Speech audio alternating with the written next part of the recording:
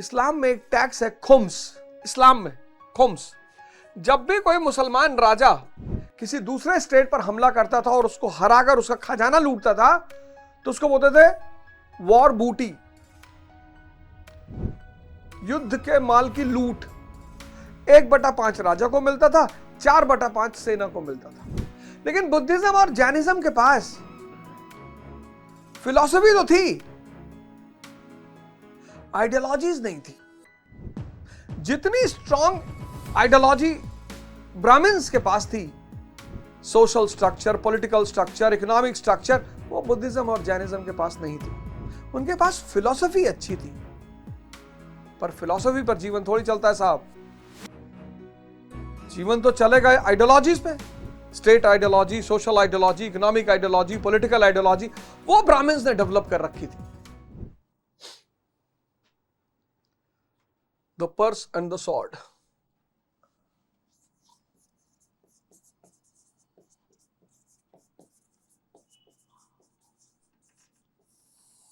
अब मैंने तुम्हें एक फॉर्मूला दिया है, E = E, बड़ा फेमस फॉर्मूला है हिस्ट्री का ये। इसमें 2 इक्वेशंस है, एक है इकोनॉमी = एम्पायर और दूसरा एजुकेशन = एनलाइटनमेंट। लेकिन यहां है इकोनॉमी = एम्पायर। अब जहां भी स्टेट सिस्टम है, मतलब टैक्सेशन है, इस पे तो डिस्कस करने की जरूरत नहीं, यहीं से मैंने शुरू किया। ऋग्वैदिक, लेटर वैदिक, 6th century, Maurya, post Maurya, जहां भी टैक्सेशन है तो जितना स्ट्रॉन्ग टैक्सेशन होगा उतना स्ट्रॉन्ग स्टेट होगा।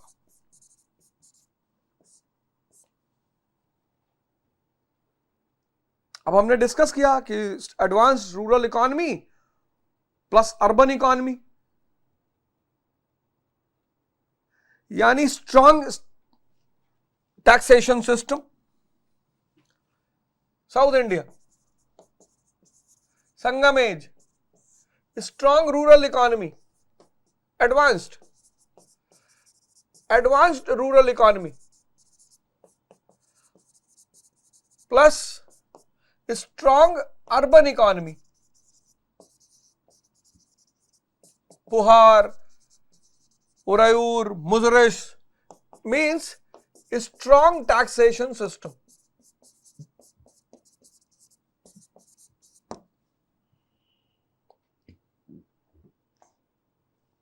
Strong urban economy, strong rural economy. अब strong urban rural economy,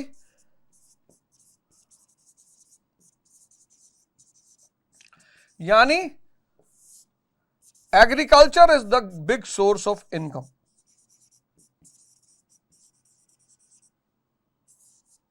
paddy पैदा कर रहे हैं, रागी पैदा कर रहे हैं, शुगर केन पैदा कर रहे हैं, प्लस कैश क्रॉप्स, स्पाइसेस, यानी पेपर, सिनेमन, कार्डमम। और सिनेमन तो एक ऐसी स्पाइस थी जिसके बदले गोल्ड मिलता था। Spices, turmeric, sandalwood,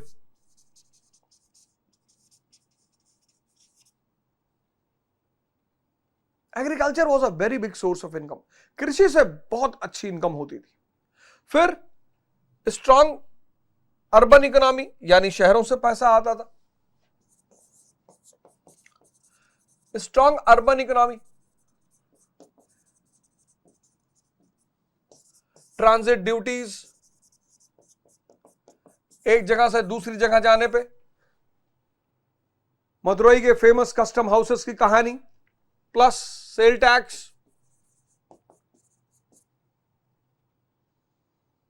etcetera etcetera. इन दोनों के अलावा इस्लाम में एक टैक्स है खुम्स।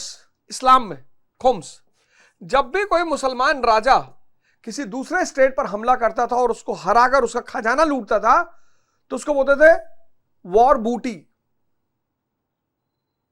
युद्ध के माल की लूट। 1/5 राजा को मिलता था, 4/5 सेना को मिलता था। यहां भी आय का सबसे बड़ा साधन था स्पॉइल्स ऑफ द वॉर, इसीलिए तो वॉर होता था। मुजरिस, मदुरई और पुहार, ये तीनों सेंटरों पर इतना पैसा जमा होता था। मुजरिस, चेरा सेंटर, मदुरई, पांड्या सेंटर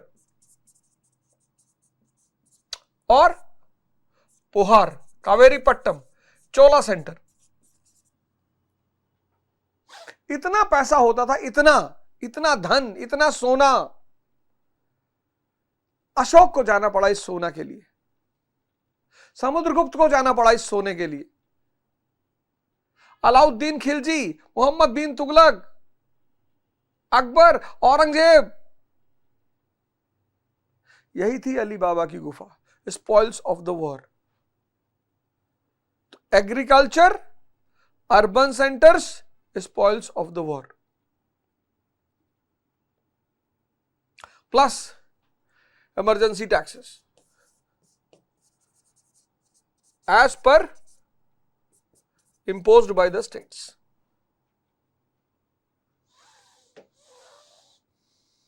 अब एविडेंस क्या है? डेक्कन में सातवाहन में मैंने बताया था कि जितना बड़ा टैक्स होगा उतना पावरफुल स्टेट होगा। तो राजा किस पे चलता था? चैरियट्स पे। राजा किस पे चलता था? हाथी पे, एलिफेंट। कमांडर्स किस पे चलते थे? चैरियट्स पे।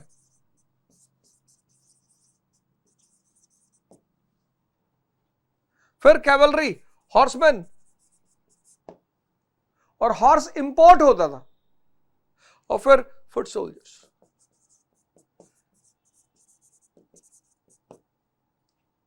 ये एविडेंस था आर्मी, जो आर्मीज थी तीनों स्टेट की, ये एविडेंस थी कि टैक्सेशन अच्छा कलेक्ट हो रहा है। और कार्यकाल ने तो बांध बनाया कावेरी नदी पर, 12,000 स्लेव्स का इस्तेमाल किया उसने, यानी और प्रमोशन दिया एग्रीकल्चर को, source of income. Next heading, rise of social classes.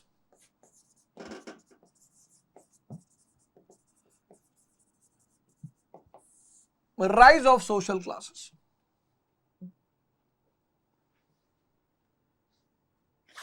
जब भी इकोनॉमी और पॉलिटी चेंज होगी, सोसाइटी चेंज होगी। अब साउथ इंडिया को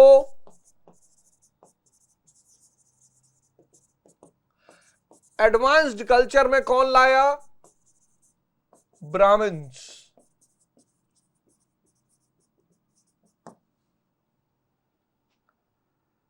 जैसे आधुनिक भारत का निर्माण किसने किया?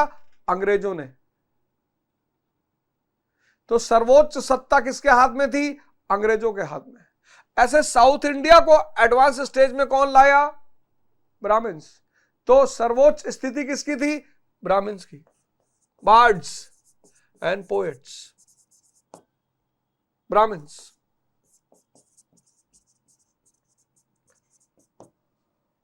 बड़े बड़े तोहफे मिलते थे, लैंड ग्रांट्स मिलते थे। 1,60,000 स्वर्ण मुद्राएं कार्यकाल ने दी। एग्जैगरेशन हो सकता है। कार्यकाल एग्जाम्पल, कार्यकाल्स गिफ्ट।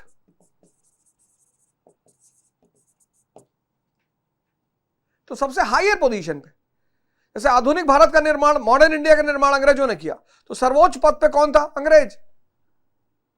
ऐसे एडवांस दक्षिण भारत का निर्माण किसने किया? ब्राह्मण। यही लेकर आए आर्यन कल्चर को। तो सर्वोच्च पद पे कौन था? ब्राह्मण्स। फिर लगातार रेगुलर वॉर्स,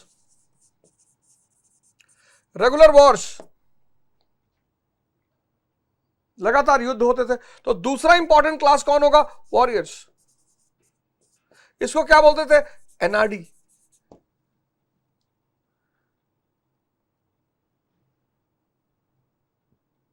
पहला ब्राह्मण्स, दूसरा एनआरडी, तीसरा एडवांस्ड रूरल इकोनॉमी, यानी रिच पेजेंट्स रहे होंगे। रिच पेजेंट्स इनका बड़ा दबदबा रहा होगा, जिनके ऊपर जमीनें रही होंगी, मसाले के बगान रहे होंगे, उनको वेल्लालास कहा जाता था।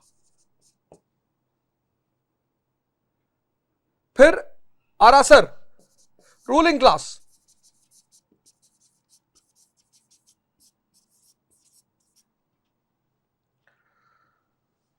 अरासर ये रूलिंग क्लास था। तो पहला, Brahmins, highest position, receiving gifts, prestige and respect, because they are the creators of culture in South India, advanced culture, Aryan culture. फिर एनआरडी, वॉरियर क्लास, फिर वेलालास, द रिच फार्मर्स,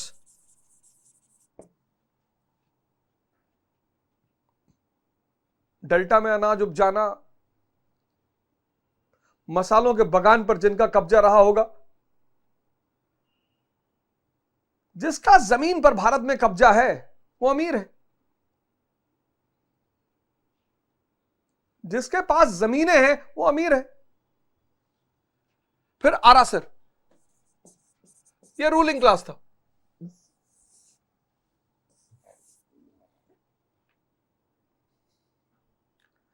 अब जहां भी अर्बन इकोनॉमी होगी तो सेवक क्लास तो होगा ही, जो इन सब की सेवा करे। तो कदाईसीआर,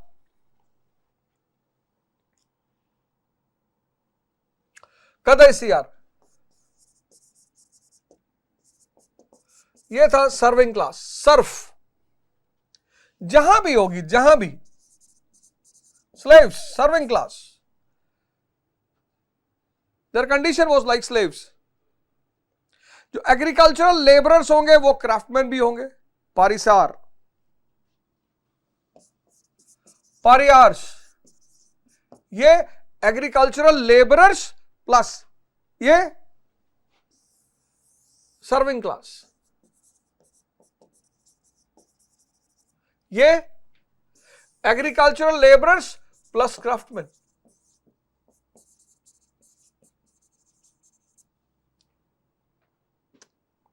बहुत सारे लोग होंगे जो कानून तोड़ेंगे, तो कानून तोड़ेंगे तो उनको इस स्ट्रक्चर से बाहर निकाल दिया जाएगा, उनको कोई राइट नहीं दी जाएगी, तो आउटकास्ट।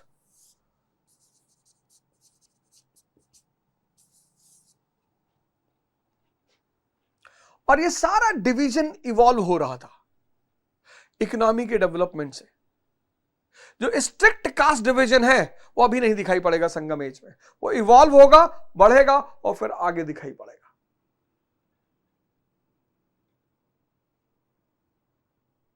तो सारा ब्राह्मणिकल फ्रेम पैदा होना शुरू हो गया। Necessity is the mother of invention, यही सब पूछता है प्री में। सब जुड़ा हुआ है, इकोनॉमी, पॉलिटी, सोसाइटी, देखो सब एक दूसरे से जुड़ा हुआ है।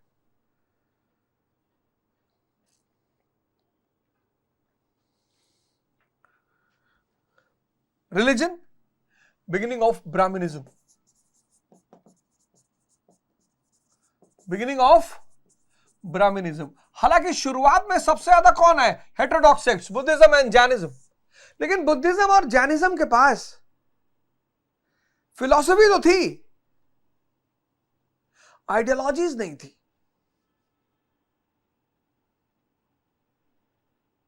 जितनी स्ट्रॉन्ग आइडियोलॉजी ब्राह्मण्स के पास थी, social structure, political structure, economic structure, वो बुद्धिज्म और जैनिज्म के पास नहीं थी।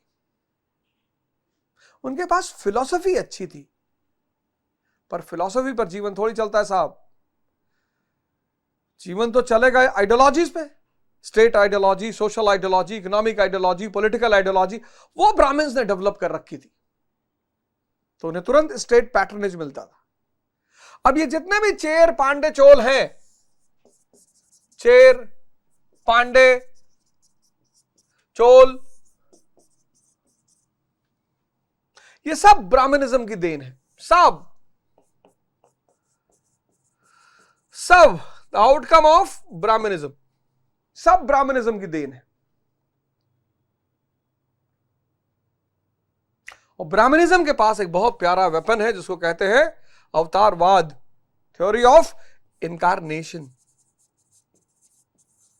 जहां भी गए वहां के लोकल भगवान को इन्होंने कहा अरे विष्णु का अवतार, तो यहां लोकल भगवान कौन? मुरुगन। मुरुगन को बना दिया सुब्रमण्यम।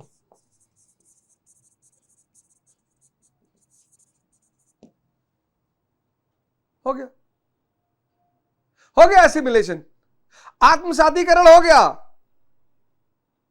मुरुगन को बना दिया सुब्रमण्यम। अब जब पिता एक हैं तो बच्चे अलग कैसे रह सकते हैं? फिर विष्णु की पूजा होनी ही है, क्योंकि राजा धरती पर उसका प्रतिनिधि है। क्रिमेशन इंट्रोड्यूस कर दिया, जंगल और लकड़ी की कमी ही नहीं। Cremation was introduced.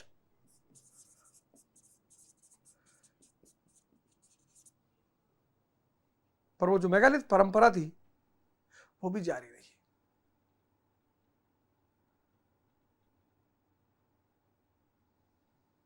Sangam age, birth of South Indian history.